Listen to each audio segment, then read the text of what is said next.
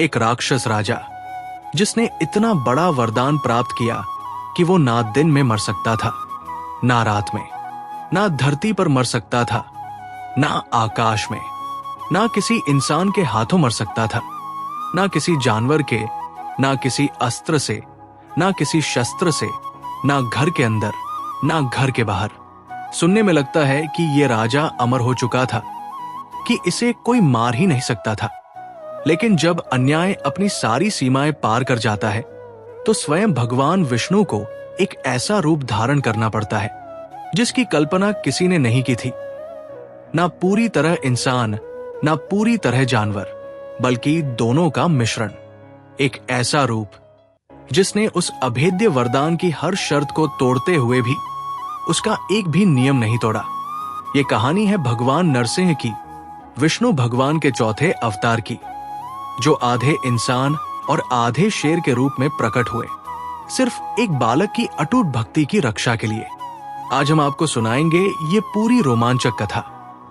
कैसे एक पिता ने अपने ही पुत्र को मारने की कोशिश की क्योंकि वो भगवान का भक्त था, और कैसे भगवान विष्णु ने एक खंभे से प्रकट होकर अपने भक्त की रक्षा के लिए सृष्टि के सबसे भयंकर रूपों में से एक धारण किया। वीडियो को पूरा देखिएगा, क्योंकि आखिर में हम बताएंगे कि इस कथा से हमें भक्ति की सबसे बड़ी शक्ति के बारे में क्या सीख मिलती है। चलिए शुरू करते हैं उस वरदान से जिसने एक राक्षस को लगभग अजेय बना दिया था। हिरण्यकश्यप एक शक्तिशाली राक्षस राजा था जिसका छोटा भाई हिरण्याक्ष भगवान विष्णु के वराह अवतार के हाथों मारा गया था। अपने भाई की मृत्यु का बदला लेने और विष्णु भगवान से शत्रुता के कारण हिरण्यकश्यप ने ब्रह्मा जी को प्रसन्न करने के लिए एक अत्यंत कठोर तपस्या शुरू की। वर्षों की कठोर तपस्या के बाद ब्रह्मा जी प्रसन्न हुए और उसे वरदान मांगने को कहा। हिरण्यकश्यप ने बहुत चालाकी से एक ऐसा वरदान मांगा जिसे सुनकर लगता था कि वो अब अजेय अमर हो चुका है। उसने मांगा, मुझे ऐसा वरदान दीजिए कि मैं ना दिन में मरूं, ना रात में, ना धरती पर मरूं, ना आकाश में, ना किसी मनुष्य के हाथों मरूं, ना किसी पशु के हाथों, ना किसी अस्त्र से मरूं, ना किसी शस्त्र से, ना घर के अंदर मरूं, ना घर के बाहर, और ना कोई देवता, ना कोई दानव, ना कोई असुर मुझे मार सके। ब्रह्मा जी ने यह वरदान दे दिया क्योंकि हिरण्यकश्यप ने हर संभावित स्थिति को इतनी बारीकी से बांध दिया था कि लगता था कोई भी इस वरदान को तोड़ ही नहीं सकता। इस वरदान को पाकर हिरण्यकश्यप बहुत अहंकारी हो गया। उसने खुद को अजेय समझकर तीनों लोकों पर अत्याचार करना शुरू कर दिया। उसने घोषणा कर दी कि अब से कोई भी भगवान विष्णु या किसी अन्य देवता की पूजा नहीं करेगा, बल्कि सिर्फ उसी की पूजा होगी। जो भी उसकी इस आज्ञा का उल्लंघन करता उसे कठोर से कठोर सजा दी जाती। लेकिन नियति ने एक ऐसा मोड़ लिया जिसकी हिरण्यकश्यप ने कल्पना भी नहीं की थी। उसका अपना पुत्र प्रहलाद भगवान विष्णु का परम भक्त निकला। बचपन से ही प्रहलाद के मन में भगवान विष्णु के प्रति अटूट श्रद्धा और भक्ति थी। चाहे उसके पिता कितनी भी सख्ती से इसे रोकने की कोशिश करते। जब हिरण्यकश्यप को यह पता चला कि उसका अपना पुत्र उसके सबसे बड़े शत्रु भगवान विष्णु की पूजा करता है, तो वो क्रोध से आगब बोला हो गया।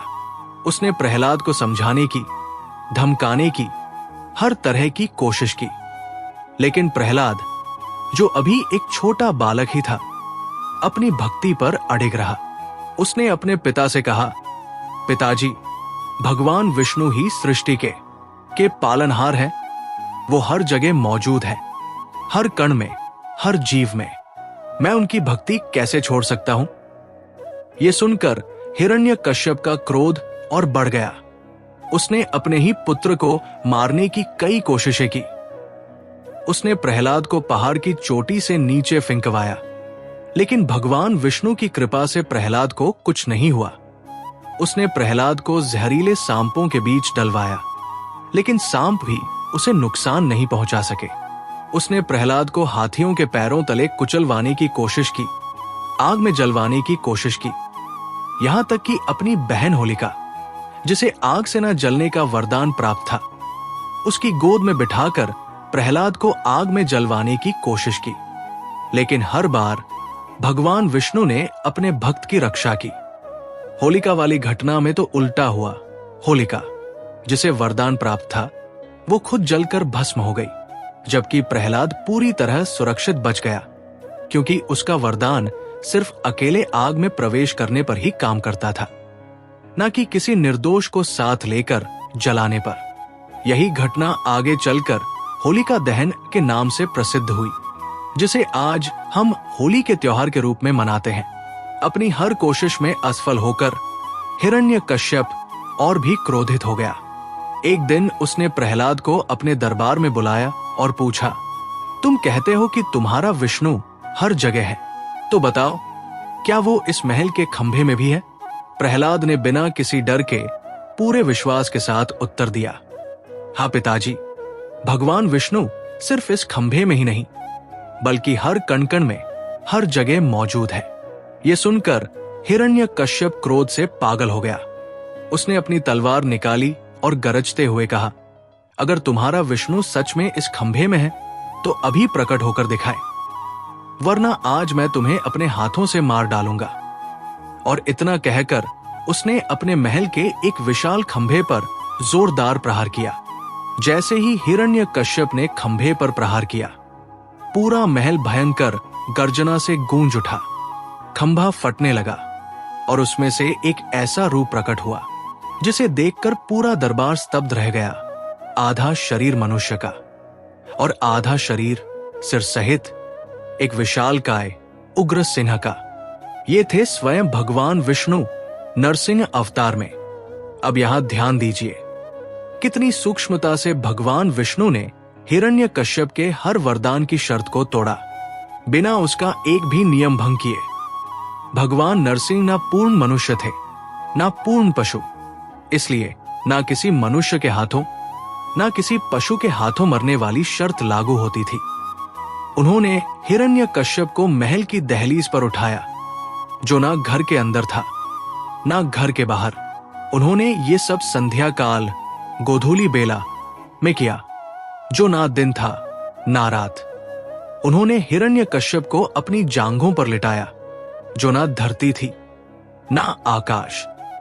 और सबसे महत्वपूर्ण, उन्होंने हिरण्यकश्यप का वध अपने नाखूनों से किया, जो ना कोई अस्त्र था ना कोई शस्त्र। इस तरह भगवान विष्णु ने अपनी असीम बुद्धि और दिव्य शक्ति से हिरण्यकश्यप के हर एक वरदान का सम्मान करते हुए भी उसका वध कर दिया। हिरण्यकश्यप, जो खुद को अजेय समझता था, वो समझ ही नहीं पाया कि उसका अभिमान, उसकी अपनी चतुराई ने ही उसकी मृत्यु का रास्ता बना दिया था। भगवान नरसिंह का क्रोध इतना भयंकर था कि हिरण्यकश्यप के वध के बाद भी वो शांत नहीं हुए। उनकी उग्रता को देखकर सभी देवता भी डर गए और अंततः प्रहलाद खुद आगे आए और अपने भक्ति भाव से भगवान नरसिंह को शांत किया। उनकी विनम्रता और प्रेम से भरी स्तुति सुनकर भगवान नरसिंह शांत हुए और उन्होंने प्रहलाद को गले लगाकर आशीर्वाद दिया। हिरण्यकश्यप के वध के बाद भगवान नरसिंह ने प्रहलाद को उसके पिता के राज्य का उत्तराधिकारी घोषित किया। उन्होंने प्रहलाद को आशीर्वाद दिया कि वो एक न्यायप्रिय, धर्मनिष्ठ राजा बनेगा और उसका शासन प्रजा के लिए कल्याणकारी होगा। प्रहलाद ने अपने पूरे जीवन में भगवान विष्णु की भक्ति को कभी नहीं छोड़ा और वो आगे चलकर एक आदर्श राजा के रूप में जाना गया, जिसने अपने राज्य में धर्म और न्याय की स्थापना की। उसकी कथा आज भी हर भक्त को ये सिखाती है कि चाहे कितनी भी बड़ी विपत्ति क्यों ना आए, अगर भक्ति और विश्वास सच्चा हो तो भगवान अपने भक्त की रक्षा अवश्य करते हैं। तो दोस्तों, इस पूरी कथा से हमें कई गहरी सीखें मिलती है। पहली सीख, अहंकार, चाहे वो कितनी भी बड़ी शक्ति या वरदान पर आधारित क्यों ना हो, अंततः पतन का कारण बनता है। हिरण्यकश्यप ने अपनी चतुराई से एक ऐसा वरदान मांगा जो उसे अजेय बनाता दिख रहा था, लेकिन उसका अहंकार ही उसकी सबसे बड़ी कमजोरी साबित हुआ। दूसरी सीख, सच्ची भक्ति किसी भी परिस्थिति में डगमगाती नहीं। प्रहलाद ने अपने ही पिता के अत्याचार, धमकियों और यातनाओं के बावजूद अपनी भक्ति नहीं छोड़ी। यह हमें सिखाता है कि सच्चा विश्वास, सच्ची श्रद्धा किसी बाहरी दबाव से नहीं टूटती। तीसरी और सबसे गहरी सीख, भगवान अपने भक्तों की रक्षा के लिए किसी भी सीमा से परे जा सकते हैं। नरसिंह अवतार खुद इस बात का प्रमाण है कि जब अन्याय अपनी चरम सीमा पार कर जाता है और एक सच्चे भक्त की पुकार होती है, तो भगवान असंभव को भी संभव बना देते हैं। तो दोस्तों, ये थी भगवान नरसिंह के अवतार की वो रोमांचक, प्रेरणादायक कथा, जो हमें सिखाती है कि सच्ची भक्ति के सामने कोई भी अहंकार, कोई भी वरदान टिक नहीं सकता। कमेंट में बताइए, आपको इस कथा में सबसे ज्यादा किसने प्रभावित किया? प्रहलाद की अटूट भक्ति ने, या भगवान नरसिंह की उस अद्भुत बुद्धिमत्ता ने, जिसने हिरण्यकश्यप के हर वरदान को मात दे दी? चैनल को सब्सक्राइब करें ऐसी ही गहरी, रोमांचक पौराणिक कथाओं के लिए। वीडियो को लाइक और शेयर जरूर करें। जय नरसिंह भगवान, जय श्री हरि।